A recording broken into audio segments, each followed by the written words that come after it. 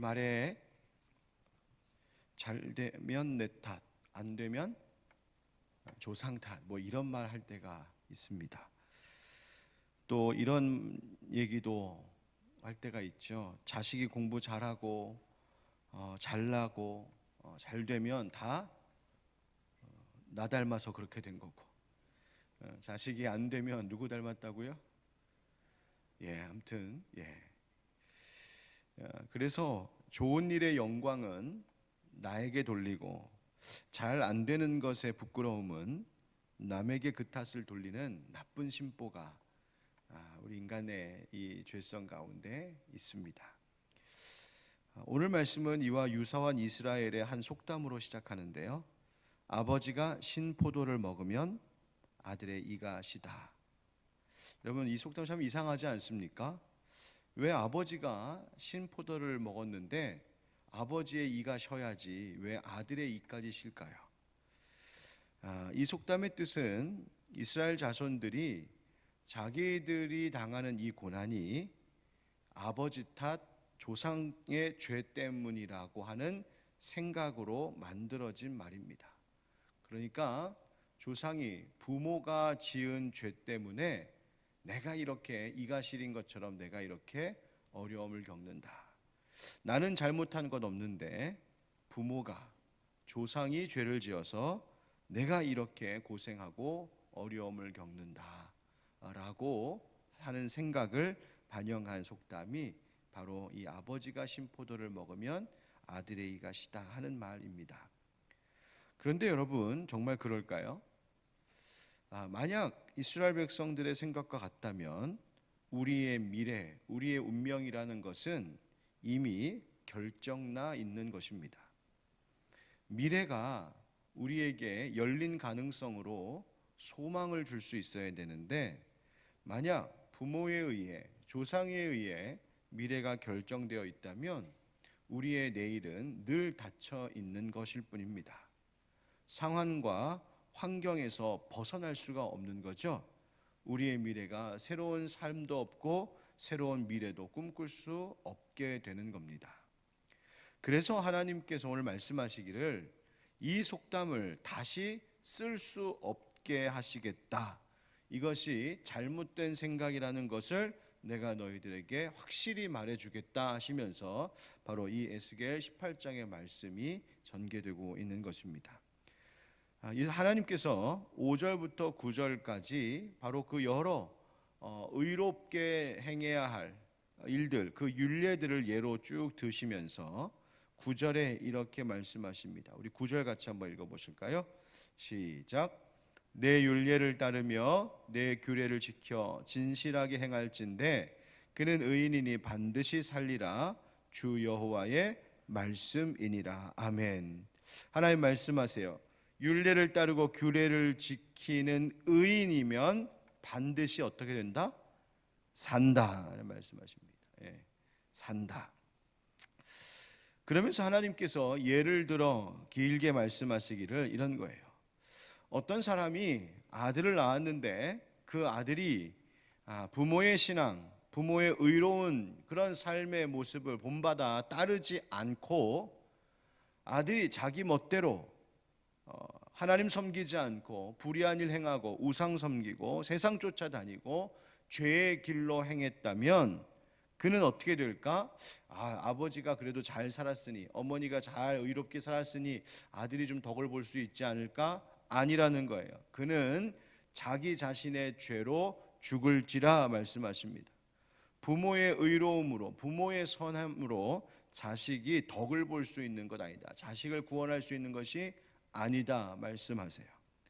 반대로 어떤 사람이 그렇게 불의하게 죄를 범하며 살았었는데 그의 아들이 있었다. 그런데 그 아들이 아버지의 그 죄악된 모습을 보고 반면교사로 삼아서 나는 저렇게 살면 안 되겠구나, 하나님 싫어하시겠구나 깨달아 하나님의 규례를 지키고 율례를 행하였다면 그 아들은 아버지 때문이라도 또 이 아들도 심판당하고 죽는 것 아닌가? 아니라는 거예요. 그 아들은 의롭게 행했으니 살 것이다.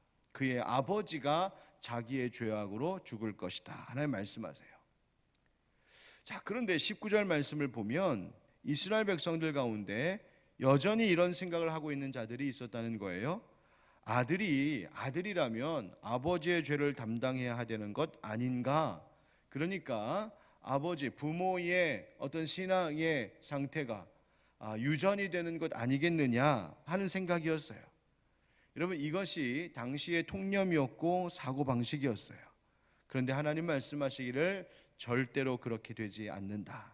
아버지의 죄가 아들에게 전가되는 것이 아니라고 말씀하십니다. 하나님은 왜 이런 말씀을 지금 이렇게 들려주고 계신 것일까요? 이유가 있어요. 당시 바벨론의 포로로 끌려와서 환난을 겪고 있던 이스라엘 백성들 마음속에, 그 포로되었던 이스라엘 백성들 마음속에 이와 같은 생각이 있었다는 거예요. 무슨 생각?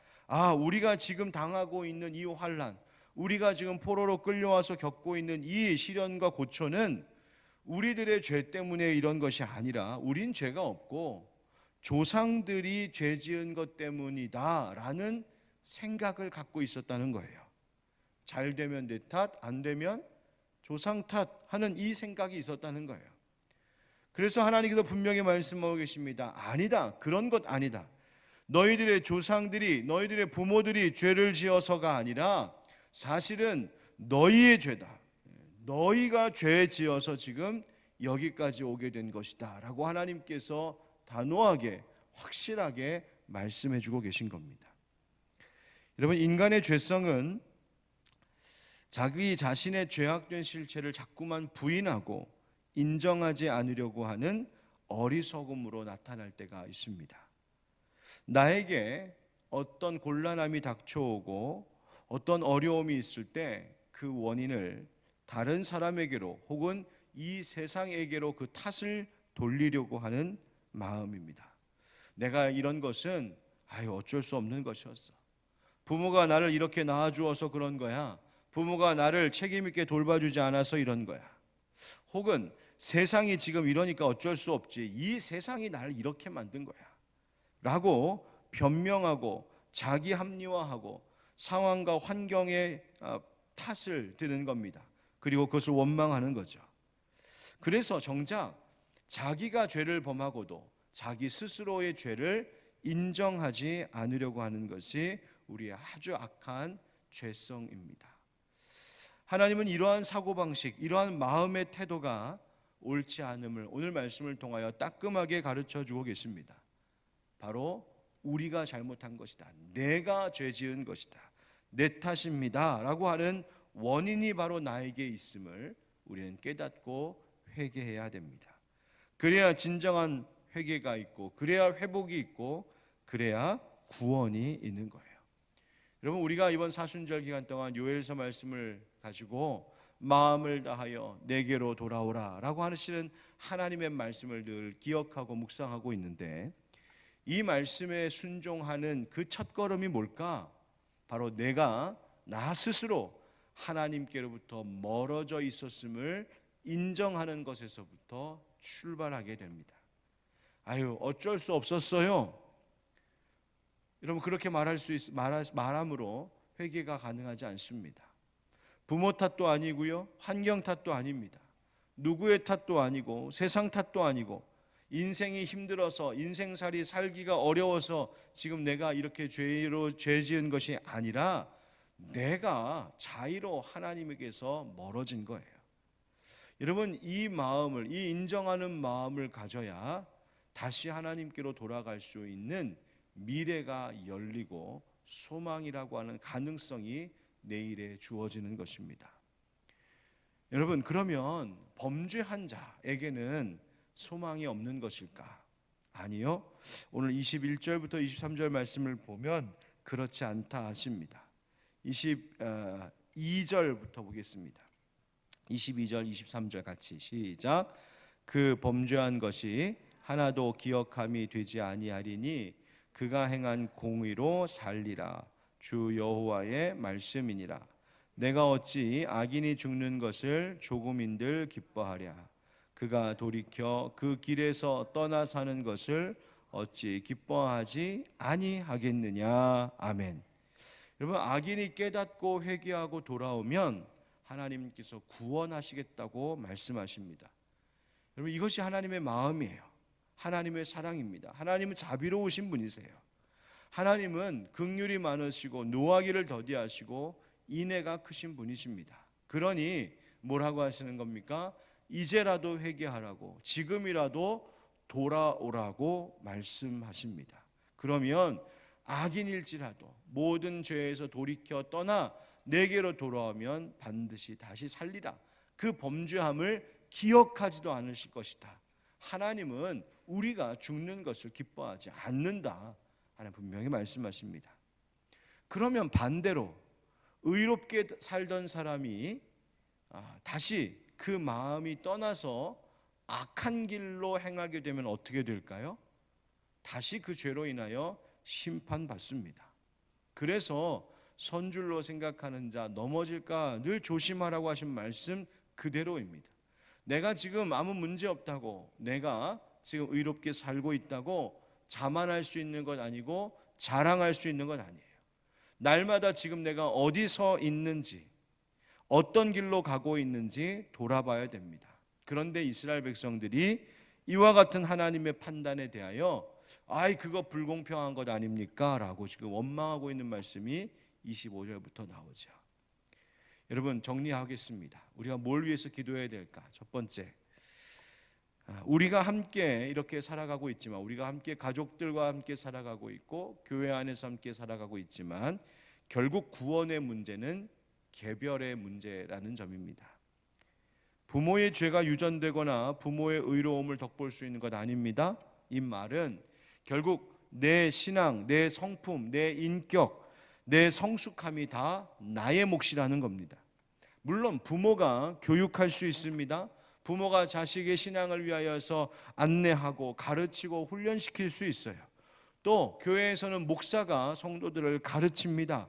교회 공동체 안에서 함께 훈련받고 양육도 받습니다. 그러나 결국 누구 문제다? 자기 문제다. 나 자신이 하나님 앞에 똑바로 서지 않으면 안 되는 거예요. 부모님 잘못 만나서 교회나 목사님이 잘 가르쳐주지 않아서가 아니라, 물론 그런 것에 아쉬움이 우리 가운데 있을 수 있겠으나 결국 본인이 하나님께 돌아가야 하고 본인이 하나님 앞에 올바르게 행동해야 그가 의인이라 인정받고 하나님의 구원을 얻게 되는 것입니다. 두 번째 기억할 것은 나의 길이 바뀔 수 있다는 것을 명심해야 됩니다. 내가 지금 죄의 길을 가고 있었다가 깨달아 돌아서면 지금이라도 회개하면 살 수 있는 길이 열리고, 지금 내가 의인이라 할지라도 악한 길로 다시 들어서면 나는 하나님의 심판을 피할 수가 없다. 그러니 우리 자신을 잘 돌아보게 해주시옵소서. 깨어있게 해주십시오. 하나님 앞에 기도해야 됩니다. 세 번째, 이렇게 우리가 그렇다면 의의 길을 계속 가야 할 텐데 이 의의 길을 계속 잘 갈 수 있도록 우리를 도우시는 분이 계십니다. 바로 성령 하나님이세요. 그래서 예수 믿는 자들은 내가 예수 믿었네 라고 그것을 끝난 것이 아니라 오늘도 매 순간마다 성령님과의 친밀한 관계를 갖고 성령 하나님의 도우심 받아 그분 뒤따라가면서 의의 길을 흔들림 없이 계속 걸어가야 된다는 말이에요. 오늘 말씀의 31절 보십시오. 31절 같이 읽겠습니다. 시작. 너희는 너희가 범한 모든 죄악을 버리고 마음과 영을 새롭게 할지어다. 이스라엘 족속아, 너희가 어찌하여 죽고자 하느냐. 아멘. 죄악을 버리고 우리의 마음과 영을 새롭게 하라 하십니다. 우리의 마음과 영을 새롭게 하시는 분이 누굴까? 바로 예수 그리스도의 은혜를 기억하고 그분의 영이신 성령님과 날마다 함께 동행하는 것, 바로 그것이 우리의 마음과 영을 새롭게 하는 길이라고 오늘 말씀하십니다. 그것만이 우리가 살 길입니다. 오늘 함께 이 새벽에 주의 말씀 앞에 서 있는 우리들, 내가 가는 길이 의로운 길인가 늘 스스로 돌아보며 하나님 앞에 나 자신의 죄는 회개하고 계속해서 성령님과 바른 길 갈 수 있는 우리 모두가 되기를 주 예수 그리스도의 이름으로 축원드립니다. 아멘.